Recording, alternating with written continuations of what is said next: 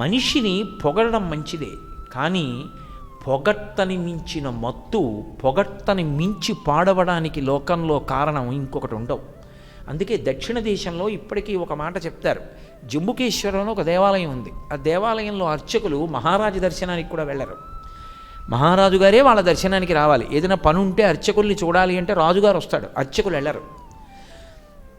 ఒకప్పుడు కొత్త రాజుకి పట్టాభిషేకం జరిగింది. అన్ని దేవాలయాల అర్చకులు వచ్చి ఆశీర్వచనం చేశారు.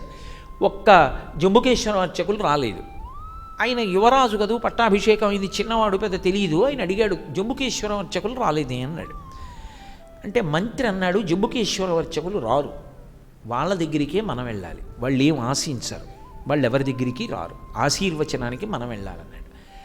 ఆ యువరాజు అప్పుడు పట్టాభిషేకం అయినవాడు వెంటనే చెక్కిట చేయి పెట్టుకుని ఒక్క క్షణం ఆలోచించి సన్మానపత్రం ఒకటి రాయండి అన్నాడు.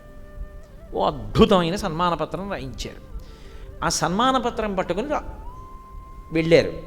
వెళ్ళి జంబుకేశ్వరంలో ఉన్న అర్చకుల్ని అక్కడికే పిలిచి మహారాజు గారు చెట్టు కింద కూర్చుని ఎంతో మర్యాదతో వాళ్ళకి ఆ సన్మానపత్రం జరిపి గొడుగులు పట్టి తీసుకొచ్చి సత్కారం చేసి వెళ్ళిపోయాడు. ఆ తర్వాత వాళ్ళే రాజుగారి దగ్గరికి వెళ్ళిపోయారు. ఎందుకని?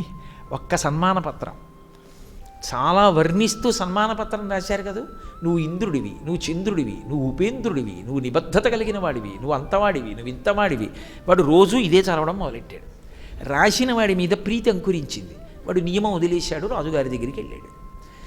అందుకే బాగా నిబద్ధత కలిగిన బ్రాహ్మణుణ్ణి పాడు చేయాలంటే ఏం చెయ్యాలి అని అడిగారు. ఒక సన్మానం చేయండి అన్నారు. సన్మానం అంత మొత్తు.